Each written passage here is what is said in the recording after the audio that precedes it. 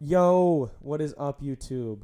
We're back again with episode 6 here at Detox. Got my man Chaz. How's in it the going, building. guys? How's it going? Dab me up. Oh, Yeah. wait. We do this one here. No, All not right. that one. No, this one. Now you're That's gangster. it. Now you're gangster. All right. Now it's two. All right, now I got we're it. gangster. All right, we should Now have we're practiced gangster. that first. I should have said something beforehand. What's going on, guys? Just wanted real quick before we get started. Shout out to our patrons. They'll be on screen right now. It's I think it's still Ryan Buckta, my sister Ariana Rita, Cade Marquis, and Dominic Stoller. Thank you guys for helping us out. Truly supports it. It just really makes all the difference. Especially we're doing all this for free right now. So anything that any donation you want to make, go to patreon.com /Darren Rita, and it helps us make more fun content. We've got a lot of cool stuff coming up, so we just really appreciate it. But we'll put Chaz's socials on the screen right now. My guy Chaz Wagner, and I work at David Hamburghini.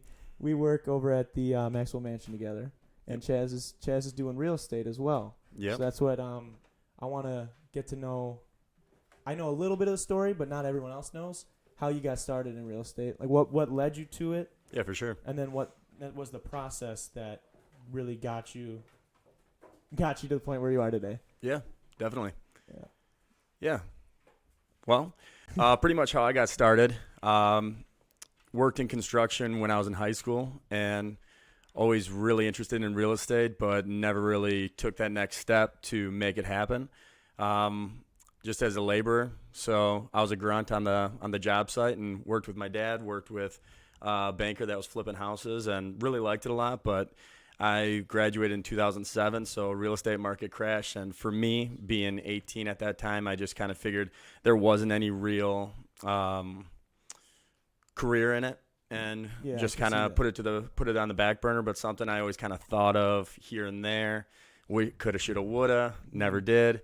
But finally had somebody that was a regular coming into the mansion. Shout out to Ken and Mary. Yeah. And Shout out Ken and Mary. Ken just kind of pushed me to take the jump, make it happen, and I'm happy that I did. Yeah. That's awesome. So for the, I guess like when you were graduating in 2007 and 2008, like when the housing market like really crashed, I guess was that the time that you were working for that guy and then like you saw it crash, or did you work for him like during high school when you guys were flipping houses? Yeah, no, I was working with him on and off while it was kind of going down. And he was a banker, so he was on both sides of it, where he kind of saw people Yeah. getting money and then also not being able to pay it back. But then he was kind of stuck with some houses that, you want to flip it, make some money on it, but they turn out to be some flops. So it was really just to see that end of it and know how much he spent and how much we got paid doing it. It was good pay. It was $20 an hour, and I was 18, and Oh, it yeah, was that's solid. cash money every day. So it was a good job. I liked it a lot, and it was just work with my buddies too. So it was always a good time. But yeah, that kind of hit the wayside and just kind of forgot about it for a long time. Were you guys, so when you're flipping a house, like what is, I guess in your mindset, because I just see it on like HGTV, like when they flip or flop, like these are crazy like transformations. Yeah. If you were to go, like what would you look for in a house? Like what kind of potential and whatnot would you be looking for if you were going to flip one yourself? Like, or Yeah. do you consider doing that today still at all? Well, yeah, it's definitely something I would consider, not something I've done, Mhm. but really it's a big numbers game. You got to look at where the area that the house is in right now, see how much money you need to put into it. And with that, if you're doing it professionally, then you obviously have a team that you're working with. So you have your contractor that's going to come in and tell you these are the big things. So you have something like a roof, obviously is a lot more money to put into it. Something like a foundation, if that's kind of gone, then you might be Just pass on it's a that money one. pit then. Yeah. So, but you might be good on the land. So, it's really comes down to whatever formula it is for you and Mhm. knowing that you got the team behind you to do it. But I don't really flip houses. What I do is more facilitate the transaction. So for me, I can work with somebody that's flipping houses and put them in contact with a plumber, put them in contact with a roofer, and just kind of give them the names of people that are doing a good job at that and just point them in the right direction and kind of put out the fires along the way for them. Yeah, that's it's really interesting because especially I know like we've talked before like off air obviously about like Zillow and like how Zillow has definitely like changed real estate a little bit. Yeah. How people just think like, oh, I'll just look it up in my house, but it's you've explained to me before that it's like the realtors that really like you can try and do it yourself, but it's like anything, you can try and get business started up yourself and all this other stuff. But if you have someone who's professional who's done it before, just makes everything smoother, and that's kind of what. For sure. Yeah, and the thing is with Zillow, following a lot of different social media groups for real estate, a lot of people are scared of Zillow. If people don't know what Zillow is, it is just kind of the most dominant force that's coming around in real estate, where if you have a house that you're selling by yourself without a realtor, that's for sale by owner, and Zillow will put your house on there without your permission, or they'll put your listings on there as a realtor. They'll put my listings on there, but there is no reciprocation there, no reciprocity to say I'm making anything, but Zillow makes the money if they bring in the buyer. So some agents will pay Zillow to give them leads. So with that, if they look at my property that I'm listing and you're a potential buyer, Zillow will take your information and sell it to whoever's paying for it. So a lot of people buy leads that way, and it works well for a lot of people, but it's kind of like it's a little scary. It's kind of just the big fear is that people are building up a company to basically feeding the enemy. They're building up Zillow to possibly take them out of the game. So in the short run, you can get some sales and some deals, and some quick cash, yeah. But in the long run, what's Zillow going to do for you? So make you obsolete eventually, yeah. Yeah, and the thing is too with Zillow, a lot of people. So in real estate, we do CMAs. We're not appraisers, but I can do a comparative market analysis on a house. So if anybody's interested, reach out to me, and I'd love to help you out. And really what that is, I'll look at the neighborhood, just kind of go through my whole checklist to say, this is what the market is telling me your home is worth. For that, I need to go to your house. I need to see the house, see what you've done with it, see what kind of work you've done with it, and really look in detail what the facts of the house is. Zillow doesn't do that. They have a screenshot from Google Maps, and they're just guessing of what it's worth. So a lot of times what happens is, as a realtor, you'll go in and you'll do one of these CMAs, and you'll say it's worth $250,000. They'll say Zillow says it's worth $300,000, but Zillow didn't even come out to see the property. So yeah, that's interesting, because I actually had a similar thing happen when I got my apartment. I think it said like it was like 30 some. It was obviously giving me the monthly rate for what my rent would be, but it was like $30 or $40 cheaper than what it ended up being when we signed the lease. And I remember just being like pissed, because I was like, no, it was this much, and they're like, no, we don't do that. And then it was like they had like a lease term on Zillow that ended up not being like, they said it 9 months on Zillow, and then we got there and they're like, no, we don't do 9 month leases. It's a year.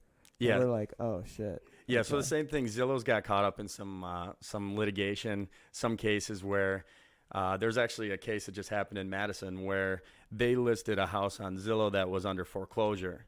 The neighbors were stopping at the house and they were telling the homeowners, like, I'm sorry, like they didn't know anything about it. So the homeowners found out about this, and their house was in good standing. It was not in foreclosure. So obviously you can kind of put a black eye on somebody's name, and Zillow is just kind of hands off on that. I don't know exactly how that case finished up or if it's still going on, but there is really no I'm sorry at that point. The damage is already done, and I don't think anyone at Zillow is really going to care that happened. Yeah, it doesn't bother them that, your people, you got your neighbors and everybody else in the vicinity basically thinking that your house is now foreclosed. And so everyone thinks you got a little some skeletons in the closet and a dirty little secret, but you really don't. And then you kind of got to kick the mud off and get your name back in good standing. I wanted to ask you about the process to become like an official realtor. Like how is that like to go through? Yeah, so you can do online classes for it, and that you have from the time you sign up, you've got 9 months, and that's just kind of do it at your own pace. And then they also offer in-class training, so I think it's usually 8 9-hour days. And that's a long time. Yeah, so that's all like really expedited, and I don't know. to say one versus the other because I did online and I really liked it. It was good for me just having a family and to really do it when I can, just to flexibility fit it in here and there. But otherwise, it would have been nice too to say I would have got into it another 6 months earlier probably if I would have just done it in the class. It would have just been real quick. Yeah. But I don't know how much I would have learned. Everyone learns at their own pace in those kind of scenarios. I don't even know how the test taking really went, if it was all as a group or not, because I've heard kind of different stories from different people that have done it that way. That's interesting. So, like, what is, I guess, if you can, give me an example of, like, a question on one of those tests. Like, I wonder, like what is something that they would ask you? A lot of it is ethics. There's a lot of ethics involved in real estate. That makes a lot of sense. Throughout the years, there's certain things that people have misused. Just their connections in real estate to, like, for example, there's block busting. So that's something that was really, really common decades ago, where it was certain people moving into a neighborhood and realtors knocking on doors and telling, John Smith, you've got so-and-so moving down the block. Do you really want to live here still?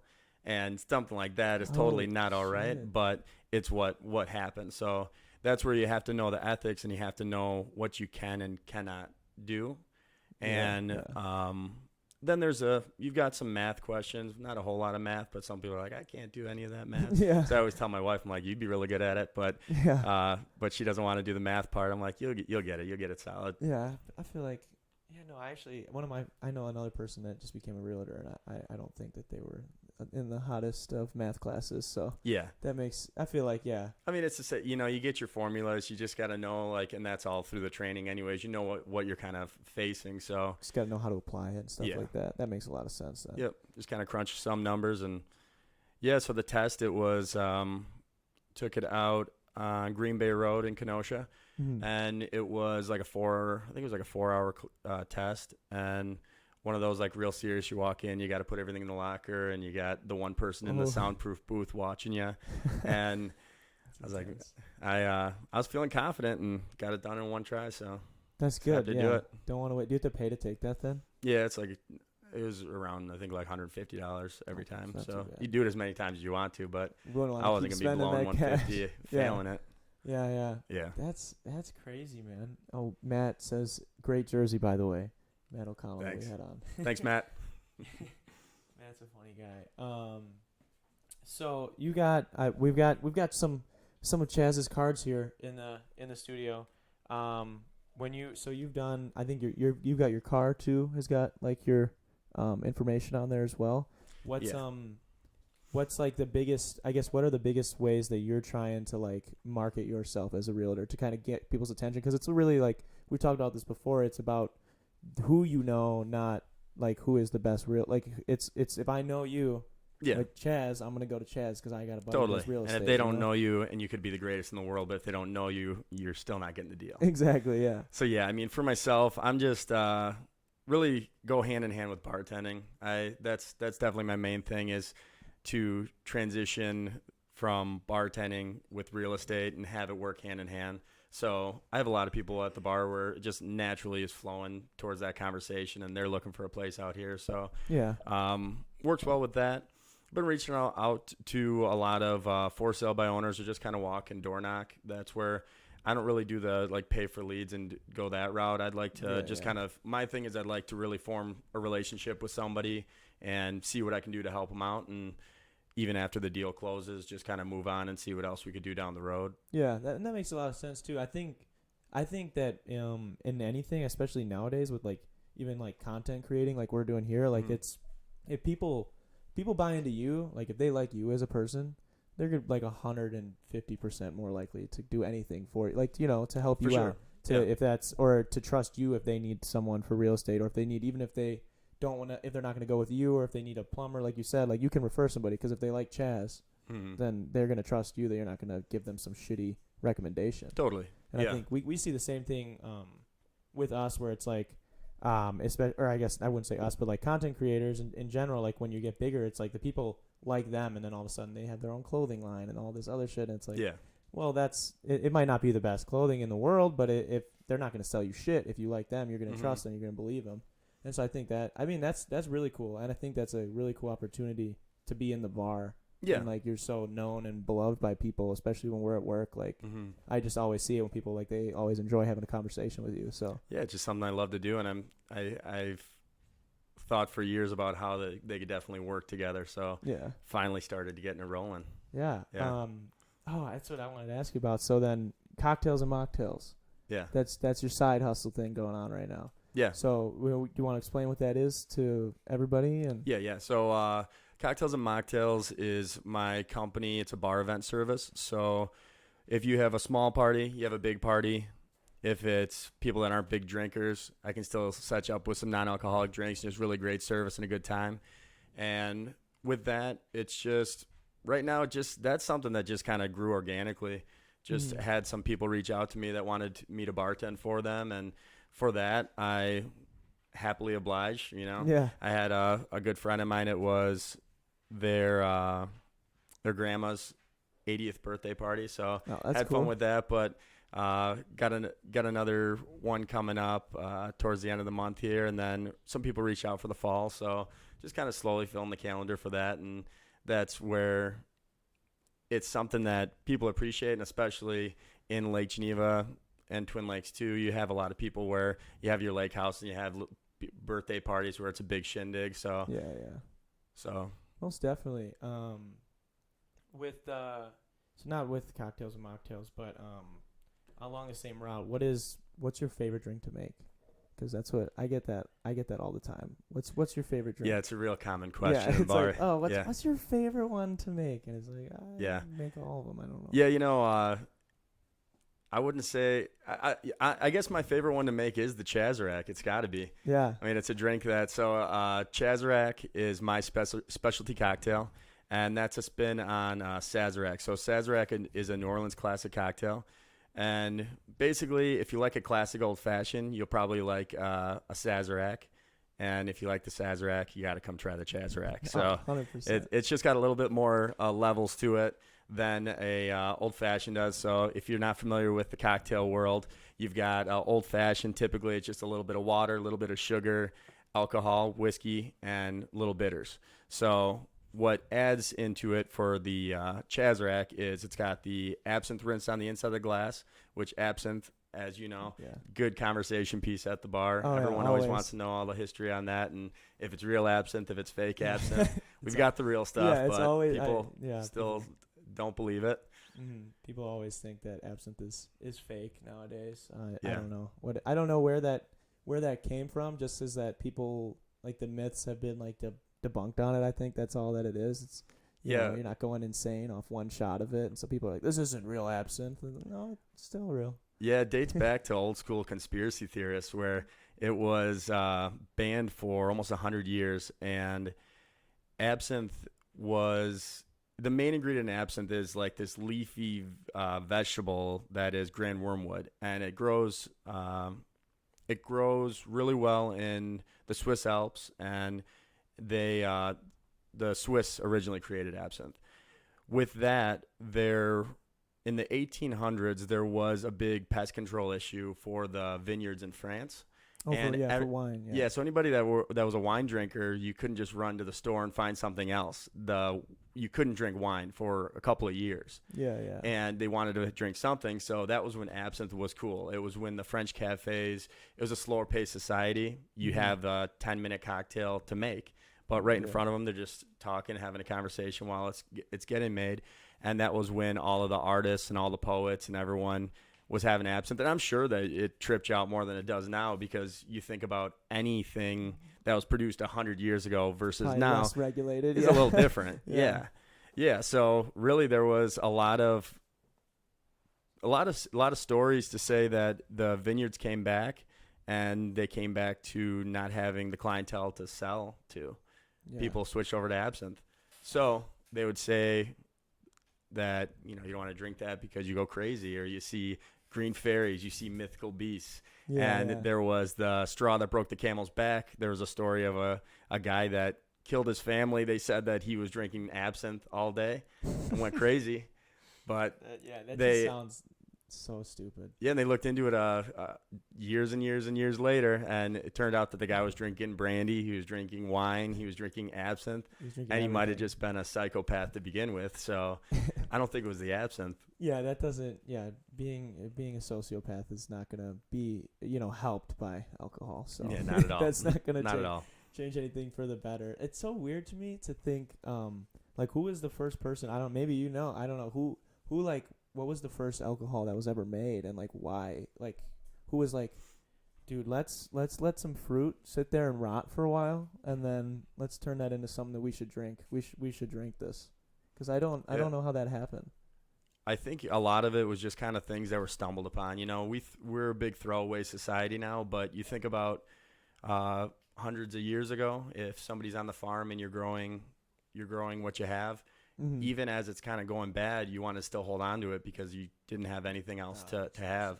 So, beer was first, and there's a lot of history with beer where just kind of a lot of the societies were built on it. And a lot of people they go back and date back to the Egyptian pyramids where the slaves were getting paid in beer rations for the week. Oh, so wow, yeah, that'll get everybody get drunk and push a boulder up a ramp. Yeah, giant. Try to make it a little better for the day, I guess.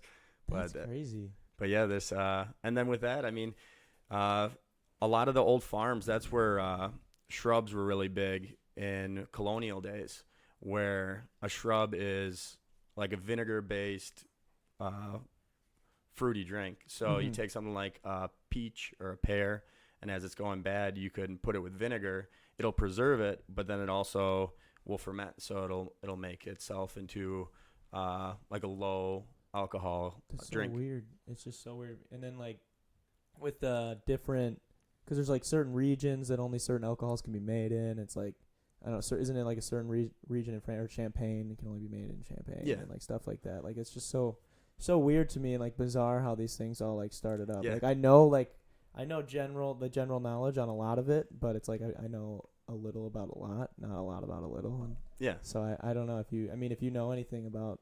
Well, I mean, there's a lot. There really is, and that's the thing where I really like it because, as with anything else, as you get deeper into the rabbit hole, there's more and more to learn anyways. Yeah. So as people come into the bar and they ask for a certain cocktail, it might not even be a cocktail that's known. It could just be available at that one resort that they were on vacation with at one time. And for what we do, we can, give us some flavors, tell us what you like. It might not be the same thing, but it's going to be delicious either way, so you'll like it. Exactly, yeah. And we're lucky too because like you get to bring in a lot of cool stuff to the bar, like a lot of liqueurs and even bourbons and stuff that like other places don't have on a regular basis like we do. So yeah, for sure. I mean, that's the thing with that property. It can cater to the clientele that appreciate the unique. Yeah. So you can have those different kind of flavors, and for us, you just endless possibilities on that, and it's fun. It's so much fun for me with vendors that know that, so they'll bring in the weird stuff for us, and as people will come in and ask for a weird drink, I'll be, you want it real weird? Because I'll drink something that's real weird, but usually got to tone it down a little bit. But there's people that have just sat at that bar and enjoyed it and had drink after drink, and just we do a lot of dealer's choice, a lot of bar's choice, and just people tell us what you like and we create it for you. Yeah, that's so if you were on the other side of the bar, I know we've went out before and you just got like a rum and coke, and I was like, dude, what? Yeah. I was like, come on. But what is, I guess, what's like your go-to then? Is it like a rum and coke or? Yeah, I usually keep it pretty simple. It's kind of like the struggle. Yeah, it's kind of like the bartender's code. You're supposed to take it easy on them. Yeah. If I'm going to a new place, going to a cool cocktail bar, I'm gonna have some cool drinks though, for sure. I don't have anything that I particularly hate with it. Yeah. I like whiskey drinks, gin drinks, probably the most. But if it's something cool on the menu, then I'll give it a try. But yeah, usually if I'm just going out, I'll do like my friends would just give me shit when we were golfing, so I'll just do like whiskey waters, or just if I'm going to like a good bourbon place, I'll just get whiskey on the rocks or whiskey neat, just sip on it, Yeah, that's smart too, to do it with water, because it's like hydrating while you dehydrate kind of thing. Well, that's the argument. Balance for it out. Yeah, I mean that's your justification, I guess. Yeah. But what were you? I thought you were pulling something up. Let's read a couple of these comments real quick. K Marquis says, "Is this guy drunk, a bartender, or a historian?" He is probably all three. No, just kidding. No, it's so weird, dude. When like we're talking about all these different alcohols, and I was picking up trash today on the side of the road, and I would say like a good 3/4 of it was alcohol, like on the road. So I'm like, all right, some people are drinking and driving out here because this is on like highways, and so a lot of that out here for sure. Yeah, it's just a lot of boozing and cruising, and I don't know, man. That shit's so scary to me. I know some people who have got DUIs, and I don't know. It's just don't do it. Stop, please stop. Yep. Just don't. Well, and if you live in Wisconsin, if you drink in Wisconsin, if you're at the bar, they've got the Safe Ride program. So all you got to do, just tell the bartender they can call you a ride. They'll take you home for free. So it's a hell of a lot easier than anything else. How does that work? Is it like the police come get you, or no? They'll just get you an Uber. Oh, really? It's free, or the bar pays for it? Or? It's programmed through the Wisconsin Tavern League. So not all bars will have it, but like we do. We've got it. But then also, for the most part, if you got some good friends, just give somebody a call. Yeah. Just give somebody a call. Yeah. Wait, don't roll the dice. Happens too much. Yeah, dude, it's scary. I don't know. And then we were talking last week. There's that in Illinois, the bartender is liable, right? Or yeah. If they get in a car accident, die or kill someone else, it's different in Illinois. So there, it's the dram shop law. So all the liabilities on the property that serve the alcohol. So in Wisconsin, the bartenders, obviously you don't want to overserve anybody, but there is less liability on the property. But in Illinois, if you see somebody leaving, you're responsible to either offer them a ride, call an Uber for them, or if they don't want to do that, you got to call the cops on them, because otherwise you're rolling the dice on the whole establishment. Yeah, that makes a lot of sense. When it comes to booze or smoking, what would you say is worse? Because a lot of people I wouldn't even say smoke, because some people used to think that. I mean, I guess some people still do that. Like weed was marijuana was just as bad as alcohol, which is pretty much proven to not be the case. But even now with like nicotine and like all like the Juuls, and I mean even cigarettes still today and stuff like that. I mean, realistically, obviously, if somebody's smoking and they're driving, you are impaired at least a little bit. Yeah.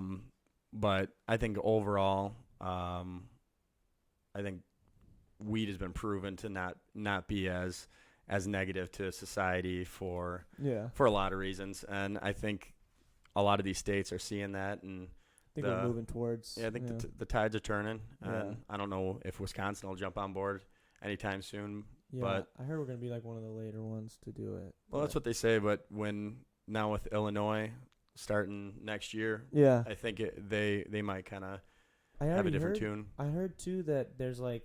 People can, if you buy it from a dispensary in Illinois, you can have like a certain amount in Wisconsin, like once that's legal. But I don't know. I didn't look into it. Someone just told me that, so they could have just been bullshitting. I don't think that's true. I was like, okay, you sound like you're trying to get me in trouble. But just go in and get it for me, man. Over here. Yeah. No, I don't think so, because it's a state-to-state thing. So the same thing, like if you go to say like Las Vegas, Nevada, where it's legal, you can't go to a different state and bring it and say I've got my card for Nevada. Yeah, that makes sense. It's just because right now it's all state to state, and it's not legal on the federal level. So I guess kind of with smoking, with like Juul pods and like all the vapes and stuff like that. I mean, maybe do you see a lot of that in like adults? Because like I see a ton of it, like kids my age and younger. Like it's everywhere. For all the e-cigs. Yeah, e-cig Juuls, e-cigs, whatever. I mean, dudes are hitting it right now in the studio. Yeah, it's crazy. And like, there's one of my buddies, Patrick. Shout out to Patrick.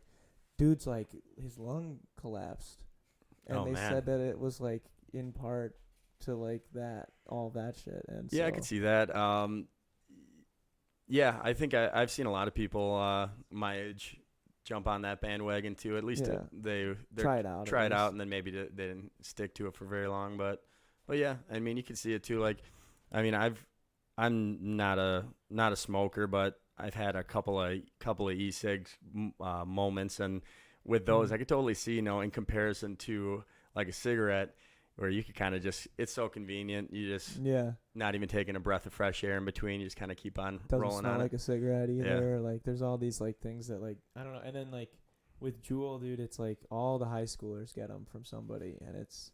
I mean, that's got to be kind of scary. You have 2 daughters that are. I mean, they're getting older now. I mean, they're not. How far are they from going to high school?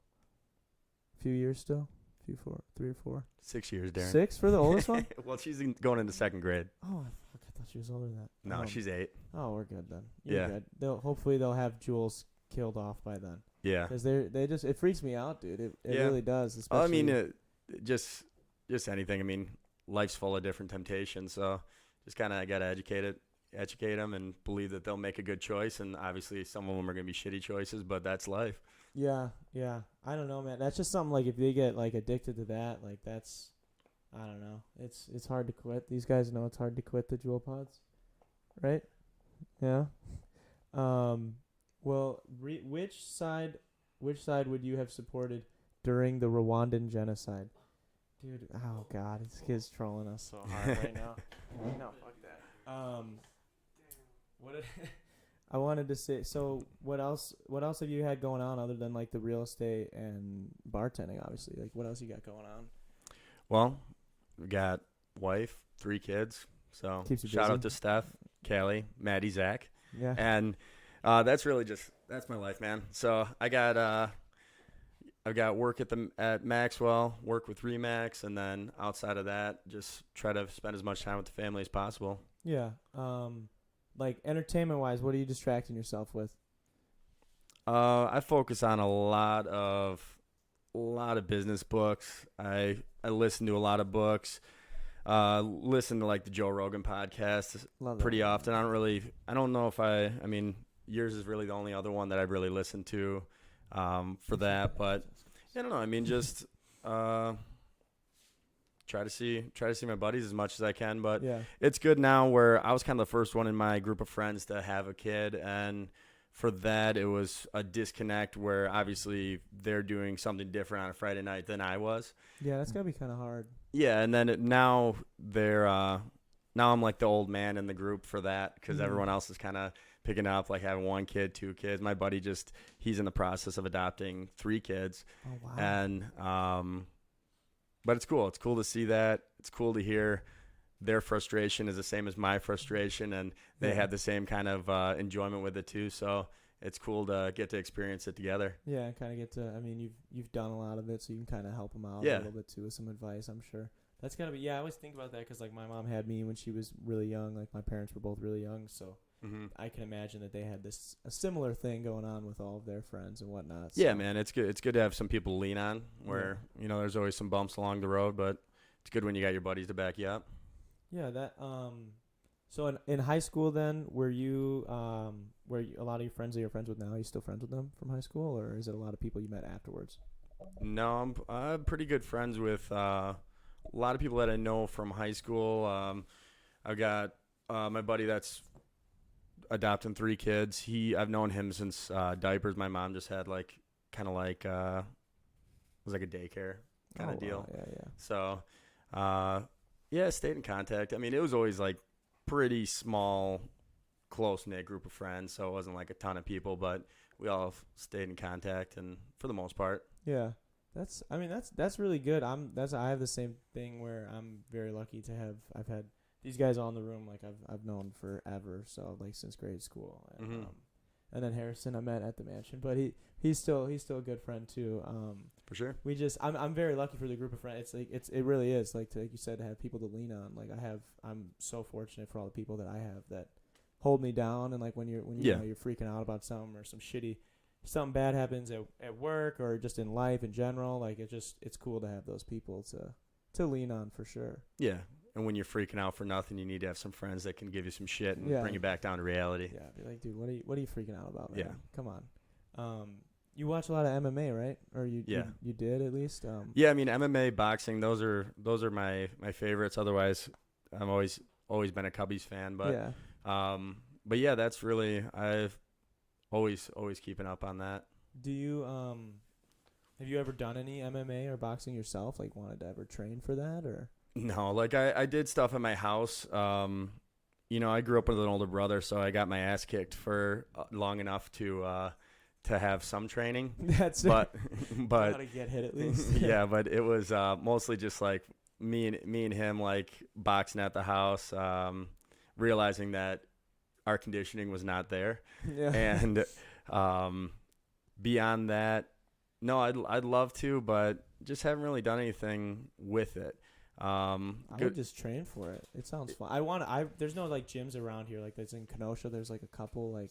Yeah. But I don't know. It's kind of culty, and I'm kind of scared to try it. But it looks fun. You get shredded doing it. Like just practicing on the bags. Like I don't want to fight anybody, but being able to know how would be kind of cool. Yeah, my buddy was doing jiu-jitsu for a while out in Indianapolis, and he was having a good time with it. And yeah, before that he was doing mostly like just a lot of weightlifting, so he leaned out a lot with it and definitely added to his conditioning. But now he's done with that right now, but had a good time doing it. Got some really good friends from it.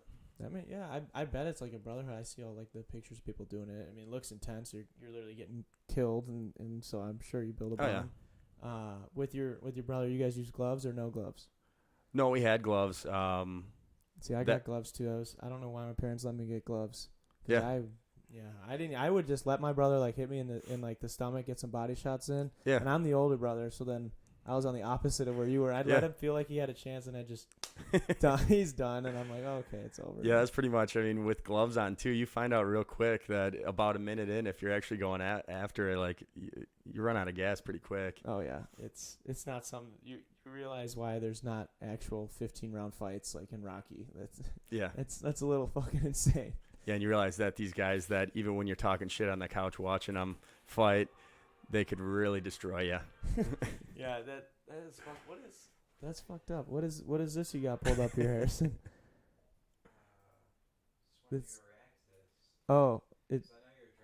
I am a Drake fan. Do you listen to Drake? I mean, everybody listens to everybody knows who Drake is at least. Of course. What is it that Drake angers Beatles fans with new tattoo of himself on Abbey Road in front of the famous foursome?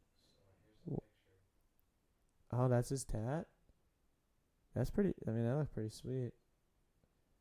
I haven't gotten any tattoos myself, and I don't know if I would get like a version of someone else tatted on me, but what is that him then in front of them? Yeah. Oh, that's funny as fuck. And they're mad? Yeah. Is that disrespectful to them? I mean, I guess it's just like an ego thing, cuz to say like he said I have more slaps than the Beatles. I think he said that, and he did say that in the song. Yeah. But how many? I mean, I don't listen to Beatles regularly. I like the Beatles, but yeah, it might bring some new fans his way. You never know. Yeah, maybe. I mean, or piss them off. I guess they're mad about it. Well, it's gonna be people that probably weren't talking about him to begin with, and now they're gonna know his name. Yeah, exactly. I don't with music. I like everything. Like I like the Beatles, but I think Drake is like he's the next. I think he is like the equivalent of like what Michael Jackson was, and like for my generation, because I always say that people are like, "What do you mean, bro?" I'm like, every time dude puts out a song or an album, it's number one. Like his last album broke the record for the most first day sales and like week sales, and it's like that's shit that Michael Jackson would have been doing back or was doing when he was in. So that's kind of like my argument for it. But I don't know. You got to listen. I mean, Michael Jackson was out already when he was dying when I was growing up. So I don't know. You got to kind of experience him a little bit more. Did you lie? Were you a Michael fan? I know you're like reggae and stuff, but yeah. Yeah, of course. I was definitely a Michael fan. I mean, with him, I shared the same birthday, so it worked out really well for me for a long time. But now, like with the last documentary that came out, I kind of shot that down. So I got to find a better celebrity that I share that connection with. Yeah, it's kind of sketchy, man.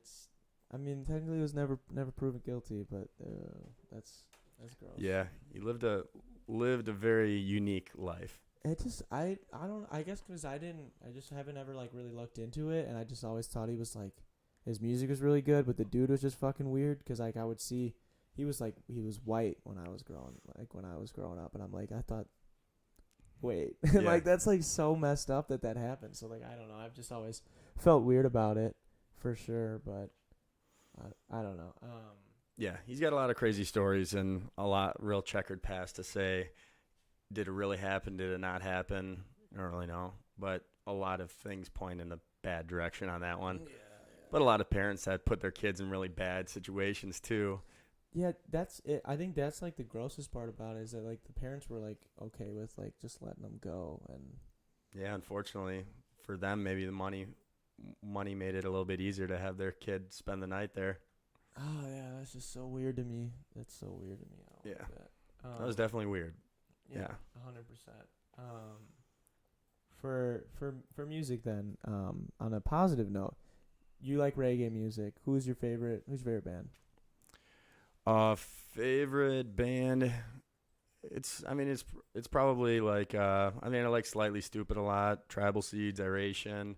My wife and I will go to like what's nice with those bands is you go to like the rave and tickets are cheap, you just have a good time and you're still going to be real close to the band. Yeah. So like that a lot. We just went down to Northerly Island and we saw Modest Yahoo and we saw I love Modest Yahoo. He's cool. We saw Hyrie down there too. She's that's a band out of Hawaii and cool stuff. I mean, listen to a lot of that, but I listen a little bit of everything too. I mean, I listen to a lot of rap too, and my wife has been getting me more on the countryside, but I'm not like a huge country fan. Never really was. Yeah, me either.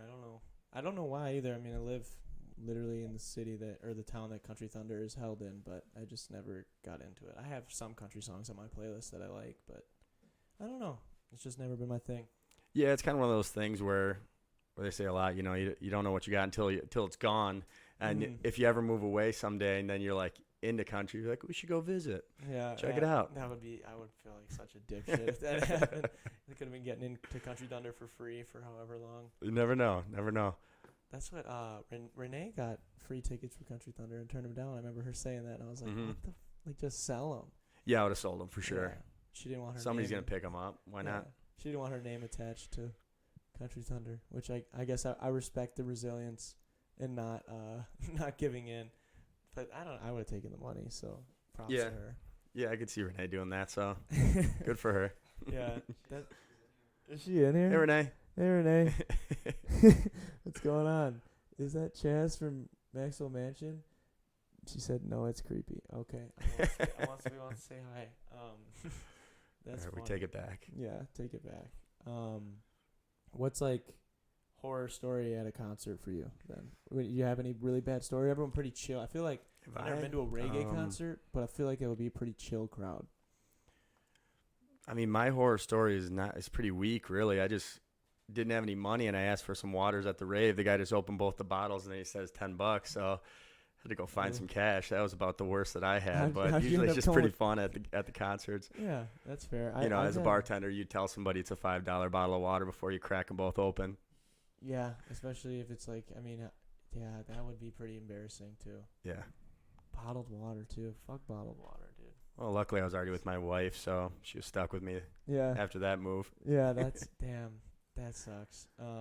I had like I guess you wouldn't get in a mosh pit at a reggae, but like in like rap concerts and stuff, like people are always trying to mosh, and I'm never down for it. That sounds very rap. Yeah, I'm like me and Tim went to a Designer concert, and Designer is the guy who made the Panda song, so he's. That's Has he had any other hits since? No other hits. He's had some other alright songs. Hey, it's alright. I'd ride it out for a while. Yeah, he's still rich as fuck. Yeah. It was like number one for a long ass time, so he's good. But his concert was a lot of. We got there. We were like, oh, we got to get there early, but then we didn't realize like we were there like 4 hours early, and it's Designer. So we were first in line by a mile. Like it wasn't even close. Like we didn't need to get there that early, but. So we were first in there, and we were in front row holding on to the barricades, and there's this dude behind me and this chick like literally trying to have sex on my back. Like I thought it was the mosh pit because we had been getting pushed from a mosh pit earlier, and then all of a sudden I'm like gripped onto this thing because someone's grabbing me, and this chick is holding on to me, and then dude is behind her holding on to her and just like thrusting into her, and I'm like, okay, this is what I'm at right now. This is You the were the concert I'm wingman. at. Yeah, I was helping him out. It was the like I've been to a few concerts. I haven't been to a lot, but that was like the craziest one I've been to, and it wasn't big at all. It was really small at the rave, Mm-hmm. and the governor of Chicago or or the mayor of Chicago's son was there, or he guy said he was mayor of Chicago's son. And then he showed me a picture of him and his dad in this like Bugatti in Chicago, and I was like, Nice. all right, I believe you. And then I just kind of brushed him off because I was like, I don't know what to say to this guy. And he comes back over to me and he like shows me another video, and it's like him at the designer concert the day before in Chicago. Oh yeah. I was like, oh, you came to see him again? He's like, yeah, dude, I went crowd surfing with him. I'm like, no, you fucking didn't, dude. Yeah. 20 minutes later, he is crowd surfing with designer again on the fucking like. I don't know if you can. You're like, Can I you know that pull guy. up, can you pull up like the governor or the mayor of Chicago, Harrison? And I just want to see if this is actually the dude, cause like he stood next to us in line too, and I was like, oh no, see that's a chick. Who was the previous one? No, I don't think it was him. Probably not him. Dude, I've been like trying to follow some politics lately, but I can't get into it, dude. Like I like Andrew Yang. I like him so far. That's about it. He's the like Asian guy who wants to do the universal basic income of like $1,000, and like that part to me, it doesn't like it make how he explains it makes sense. But then I just think about it and I'm like, how is that not going to raise prices of things, you know? Yeah. And I don't know. He explains it really cool. I don't know if you've actually heard anything from him, but he's like I'm not left, not right. We're going forward. And I was like, oh, that was dope. That was a good catchphrase. I like that. Yeah. I think I saw a video of him kind of talking about that, and yeah, it sounds like a nice idea, but I think realistically that Yeah. I don't know how something like that would work. It's like he said, because I like it, like how he wants to, because everyone's like, how are you going to get the money for that? $1,000 a month for everybody. And I'm like, I was sitting there like, yeah, how is he going to get it? And then he said that he wants to do a VAT tax on like all like the major corporations, because they can right now, he's like, they're doing their job, which is to pay as little in taxes as they can. Yeah. That's what they want to do. And he's like, Amazon paid $0 in taxes or whatever. That's like one of the big things he's running on.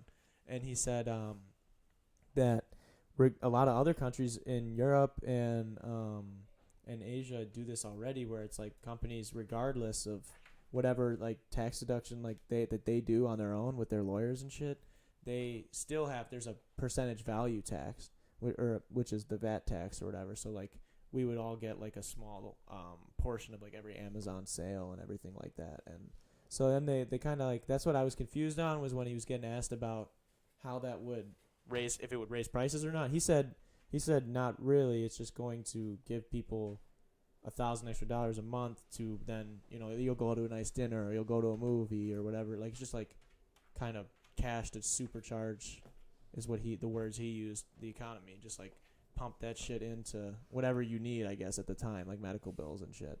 Yeah. I mean, I could see what he's saying, but I think for that, it kind of makes me think of like that $15 an hour minimum wage argument.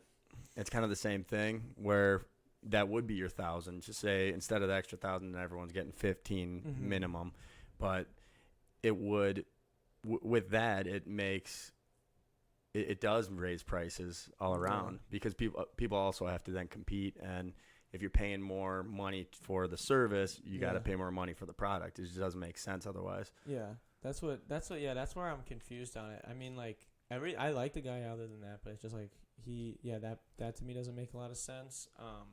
Especially like with the $15 an hour thing too. Like it's like the same thing with like kids in high school.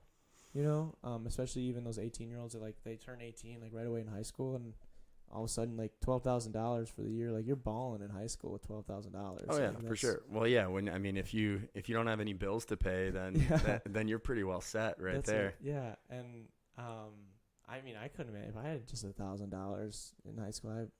He's probably right in the fact that I would have spent it on a bunch of dumb shit, and like definitely would have went back into small businesses, and yeah, I'd have been eating out every day. But like, I just don't know, like, I don't know if that like will incentivize people to work, you know, like. I just think like if to say that argument there is for the bigger companies like Amazon with all the paying zero in their taxes. Mm-hmm. If this guy, I think for what he's saying, it's cool because I've never heard of him before. We probably wouldn't be talking about him right now Yeah. if this guy wasn't coming up with this crazy idea. Yeah. So he's got nothing to lose. So why not throw it out there and really argue for it? Because it'll make wherever his career is going, it's going to be better after this either way. Yeah. Regardless, he's going to be more well known. But I think at the same time, instead of giving somebody a handout, then why not educate people where they could start their own small business and have more opportunities to get a loan from the government to make something happen and actually have kind of their hand in it too, where they could work for it and have something to fight for instead of just saying, I'm going to sleep and wake up when I wake up. Yeah. Got my 1,000 coming this month anyway, so what's the difference? Yeah. I think as far as the society goes, that would be a lot more helpful to have people educated more than just have the handouts. That's what I think, because that's what he said. I mean, it's like he was saying, because I've been like, I just watched a whole bunch of shit on him like the last 2 days, because I heard him out a while ago, and then he said some stuff that I like, so I was like, oh, I'll go check this guy out. And now I've been doing a lot of research on him, and he was saying that like right now, if you have a stay at home mom or dad taking care of 2 kids, that like right now our economy values that at $0, which we all know is like obviously that's real work, like they're really doing something. And he said to like the $12,000 a year isn't a lot, so it's not like if you had nothing going on, like if you have nothing going on, you're still not gonna. $12,000 is not gonna get you by. Like you have, especially if you have bills or anything like that. You know. So like he said that it's also like opt in. So if you like don't want to do it, you can like still keep like all like the Social Security and all that shit that like we still have. But if you opt in, I think you like opt out of certain things of that, which is kind of weird. I don't know. It was confusing, but I like the reasons he's trying to do it is so that you can, let's say like with cocktails and mocktails or whatever, you'll have an extra $1,000 a month to then for bills or whatever. So you have more time to pursue that, side hustle, to make that side hustle into your full-time gig. That was kind of like his argument. I mean, I'm not really quoting him 100%, but that's what he was saying. Like, because he was saying we need to find new jobs since a lot of shit's being automated. And then he was on a bartender show, actually, on YouTube. I forget the guy's name. I think it's Tipsy Bartender. And talking about the robot arm bartenders that everyone loves seeing. And he's like, it's gonna, like, he's like, they won't take away bartenders like what you do, like, and what we do at the mansion. Like, mixologist is not gonna take that away right away, at least, because people want to see the show anyways. But he's like, a lot of people like watching the robot. And when you think about it, if it's $12,000, or not even, it's probably $1,200 for that robot arm, or it's paying me salary or pay per hour. Like a business is gonna do that, and he's saying that like a lot of, I think it was not Marriott, it was some hotel chain and casino chain in Vegas switched all to that. Yeah. There's a bar that was built specifically for that robot arm. Yeah. So yeah, it's cool. It's a cool thing. But at the same time too, where we are so connected with social media and connected through tech now, people want that human interaction. Yeah. And I definitely think for the bar world, that's not a real threat. Yeah. I think it's a specialty thing. It's something where you would go and check it out, but I don't think it's something that somebody's going to be like, oh, it's happy hour, like going there every night after work. They're going to be, I mean, they're going to check it out a couple of times, but I think they would still want to have that conversation with the bartender, kind of have that part of it. And I think that it's that human interaction is just, it can't be beat for that. Yeah, because I don't know, it's weird. It was weird because, it was interesting because he's saying like the top jobs in America are like callers, like people like that, so like customer service on like when you call into some place that like refer you to the operator or whatever, all that shit, that truck driving and retail. And he's like, and all these things are like already slowly well, not slowly, pretty rapidly becoming obsolete with the self-driving cars for trucking. And now they have them set up. I mean, this was when I was in high school. They had it where they could do it with technology. They just legally couldn't do it yet. Where they could have 3 semis being controlled by just the first semi, and so they could like draft off each other to then use less fuel, and the other ones were just totally controlled by that first one. And now they don't even need to put anybody in there. Yeah. So it's like that's what he's saying. The $1,000 a month would be to just kind of get you to. They'd asked him if he wanted to put that into like retraining people, but he's like, if you ask a truck driver if they want to retrain to become a coder, they're gonna say fuck you, because they're not gonna want to do that. But they might have something else that they do want to do. Yeah, that they are. I mean, I think just realistically, you think about it. If everyone is getting $1,000 a month, it's just not worth $1,000. That's my only. It devalues the money. Yeah. So that's where everything would be more expensive, and not that it would even out totally. I don't think, but yeah, I think it's a cool pipe dream, but I think it's a pipe dream. Yeah, I don't know how I feel about it. I just don't know, like, for all the, like, I'm not, like we've said this before, neither one of us are like a left or right. Like, I'm just down the middle. Like, just independent. I just like to see what makes sense. Who's who, but like, I don't know, with all the other people that are like running, I was like, he's the only dude that's interesting to me right now. So all the rest of the people, like, they're just old or just being mad that Donald Trump's president, and that's not going to solve anything. So I just think that's annoying. Yeah, and you see how much his campaign can catch steam, because in reality, unless you have a lot of financial backing, exactly, and you're promoted on a lot of television, for the older people that aren't on YouTube and on Facebook, they still got a big vote out there. So you gotta appeal to the baby boomers, and I don't know if that would be something that they'd be too into anyways. Yeah, I don't think so. You can pull up the chair, Pat. Don't worry about it. Stephanie Warren said, who is that? Said, oh, hey. That's my wife. Is it? Oh, what is it? Rosin? Rosin. Is that her, like, maiden name, or? Yeah, she must be going incognito on this one. Oh, okay. She didn't want people to know. Yeah. What is Harrison, your mom is asking where the bananas are? Or is that your mom or your sister? That's my sister. Your sister? Hey, Harrison's sister. That's a good question. I was wondering where the bananas were myself. I didn't grab any bananas when we were out. We were in a hurry, so I apologize for no bananas. Yeah, dude, it's weird to me with the politics and stuff. I don't really want to get a whole lot into it, but oh, thanks, P Dizzy. Plug time. Let's plug some bracelets. If you guys want to support the channel, you want to support what we're doing, it's just $1. You can you can message me on any of my socials that'll be on the screen in a second. And then I'll come to you. I will drive to you as long as you're within 30 minutes. That's my max. Yeah, so I'll throw something out there too. So I'll buy 10 of those, and all you got to do is share this, and then if you want to deliver it to the 10 people that share it, I'll pay for them. Deal. So that's you heard it right here. Chaz is gonna pay for 10 bracelets. So if you share this post or you share this episode, the first 10 people that do it, I will bring you a free bracelet. So hook it up. Pete Izzy with the plug, throwing the bracelet. There you go. Good call. Try to make it on the banana thing. Oh, that would have been sick. That would have been sick. He was trying to make it on the banana thing. So I was asking you about the dry erase board down here earlier. How's the album coming along? The album is just about done.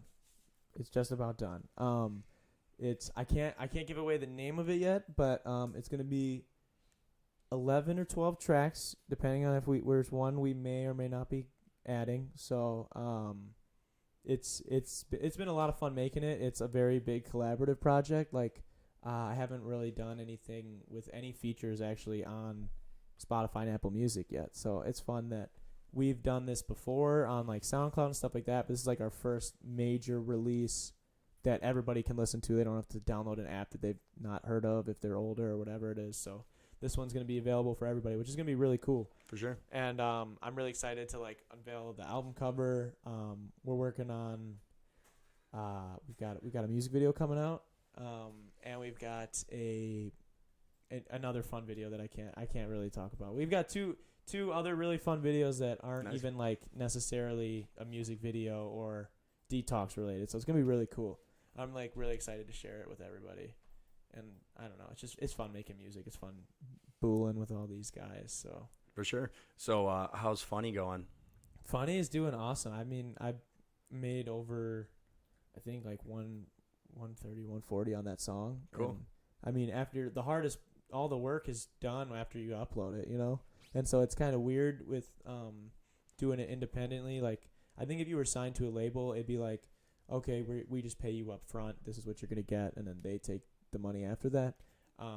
But for like being independent, it's, I get all the money back from it, but it's all delayed. So it's like, Sure. the song came out 3 months ago, so I just started seeing the actual revenue from it. Like, I could calculate how much I will make because I know how much a stream costs, and I can see how many streams it's at, and that's up to date. But I can't see how much money I've made until after. But it's made like, I mean, $150 over however. It's not crazy money, but just throwing it up on Spotify and Apple Music, that's a lot of fun to just be able to do that and be like, oh, there's some extra money that can go into making another song or making another podcast. And so, like, as far as being a content creator, with what's up with all these songs now where they have like all the like a whole acting thing before the song even starts? Is there some reason why they want to have it? Is it because it's longer? They like for videos, Yeah. And I think for videos they're trying to like, you can, if it's a longer video, I know in general you can put more ads on it, so that might be why. But otherwise it's probably just from like an art standpoint, wanting to do like paint some sort of story, whether it's actually like it has a deeper meaning or if they're just trying to be kind of like fake deep and throw some other story elements in there. That's like skits too on albums. Like sometimes the skit is like really cool and it's like it adds to the album, and then other times you're like, oh wow, they just got paid for that 30 seconds that I listened to that skit, and Sure. they didn't have to do anything except for, but they got another view. Yeah, exactly. And like when major artists do it, I was thinking about that today actually. Like when major artists do like skits, and if they're already going to get 1 million people to listen to their album one time, like that one was 30 seconds and that was 1 million. If you think like how much that cost you to make that song, if it was you and your buddy just talking for a skit, cost you nothing to make that. Yeah. Other than like your original like studio equipment investment, and you just made, I mean, 1 million streams is like $100,000, I think, ish, or 10 grand or something. I don't know what it is. It's something with the zeros, but it's a lot of money for fucking talking to someone for 30 And it's just seconds. some bogus track that they might just have Some lying throwaway around anyways. Yeah. And especially, that's what's weird too with streaming. I don't think we talked about it last week. We talked about it off air, but it's like all these artists now, they'll do like the double album or like the 30 song album, and it's because if it's streaming now, which the streaming numbers haven't been like adjusted to really been fair towards record sales, because like back in the day, a record sale now is 1,500 streams. So for me to like technically make or sell one copy of a song, you'd have to listen to it 1,500 times, which is it's just not equal right now. And I mean, obviously it shouldn't be 1-to-1, like no one's saying that, but like it's just kind of like skewed. And so all these artists, because they're trying to play the numbers game, it's like if I make my song or my album 30 songs, regardless if they're that good, if I'm a huge artist, they're going to listen to all 30 songs. Yeah. That pays me more than if the album was 7 songs. Yeah, even if they do it just once. Yeah. Yeah. And so if they hate every song and they never listen to it again, they still paid you for the 30 songs. But I don't know. I just think it's kind of lame. Like it makes sense. And like if it's like a label, like they want to just make money off an artist that's hot right now, like that makes sense. But like for like what we're trying to do and stuff like that, no. If I had 30 amazing songs, I don't even think I would do a 30 song album. I think I would put them in like smaller projects, because that just, I don't know. Unless they fit together, it wouldn't really make sense. Yeah, I don't know. So when is basketball tryouts? No, September 1st. So just Coming up soon. Yeah, just been trying to make sure I'm ready for that. I don't. We'll see how it goes, because I was very confident. It's like weird. It's like starting at square one, because like I didn't play a whole lot in high school, and then I got my chance to like try out at UW Rock County where I played before, and like it's a small school, so like I knew it was like very possible I could make the team, but like you're still like nervous, like wow, like I could be done playing basketball like forever if I don't if I don't show up today. And like I showed Sure. up that first day, and me and my friend Tim, this is Tim actually. We walked in. What's up, Tim? We walked in and we walked in and like no one picked us for the first game. So we did you do like a workout first, and then like he just has you play, so he can like see who plays good. And me and Tim, the two little white guys, don't get picked. The two of us don't get picked, and then another white dude didn't get picked. Was it Ernie or Derek? I think it was Derek. Yeah, it was a dude who's shorter than me and Tim. A white guy doesn't get picked. So we're like, oh, okay, yeah. So we didn't get picked for the first game, and then the team that lost, we got to take two of their guys. So we're playing with basically all scrubs. And Tim and I just destroyed everyone. Didn't lose the whole. Like I was so nervous right before we went in, and then like just killed everyone. The coach like pulled us aside. Was like, "You guys are good. You got it." And Nice. we're like, "Oh my god!" So like, and then it was still like trying to like the whole time you're still like trying to prove yourself like that whole season. Then like I got to play my second season there, and I missed player of the year by one spot. So I mean like I had a fair amount of success for myself individually, and then like now it's all riding on one tryout again. So it's like I was here, then here, and now I'm back here. It's like I just gotta get through one day at a time, I guess, and see how it goes. But So how do you think you're going to be feeling versus that other first tryout versus this one? You mean more nervous or what? I Or more think confidence now? that's what I go back and forth. Like some days I'll literally like I'll be shooting and then I'll miss like 4 or 5 shots in a row, and I'm like, I'm not fucking making it, dude. Like I'm not I suck at basketball. I can't do this, dude. I'm so bad.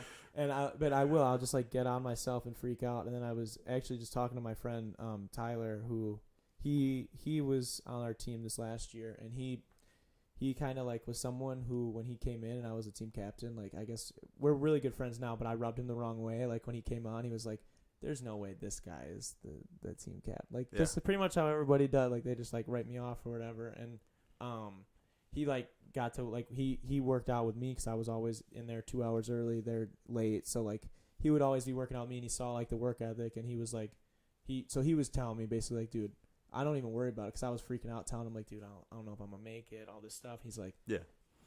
I know you, dude. Like you're gonna work out. He's like, you're gonna work your ass off. If you don't make it, like then that's on them. And I was like, all right, that's what I needed. That's what I needed to hear. Thank you. Sure. So that's what I go back and forth, but I'm just gonna try and go in and like have a quiet confidence about it. And best, I guess my dad had told me before the other tryout. He said, if you're not feeling yourself that day, just try and make everyone else look worse. So, which play good defense, kind of be that I was hustler going to guy. say, if you suck, then I'm not picking you up. Yeah, yeah. If someone falls down, I'm not helping them up. I'm just gonna walk over them like Allen. Well, that's Iverson. good. Because you have the two options. You go with the quiet confidence and do what you got to do. Otherwise, you could have one of your buddies come in with funny playing as you're walking in. Yeah.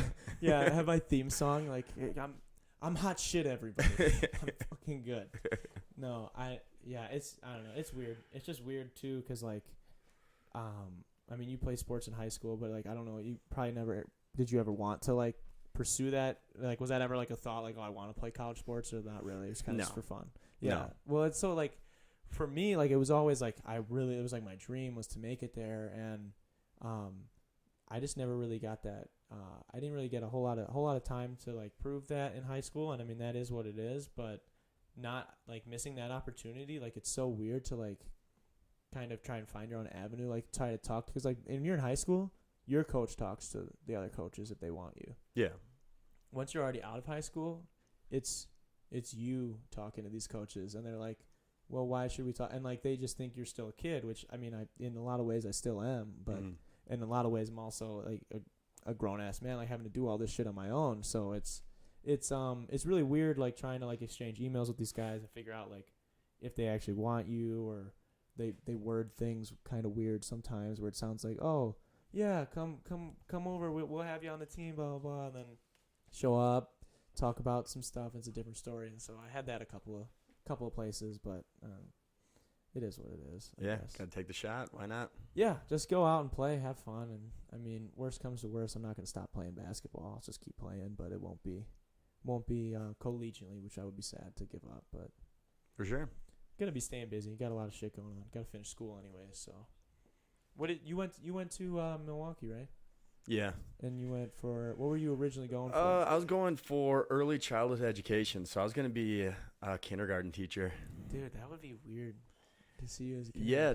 Well, I was a big Arnold fan, and Kindergarten Cop's a great movie, but more than that, I just I just always thought like helping out kids and thinking it'd be cool to get them started on the right path.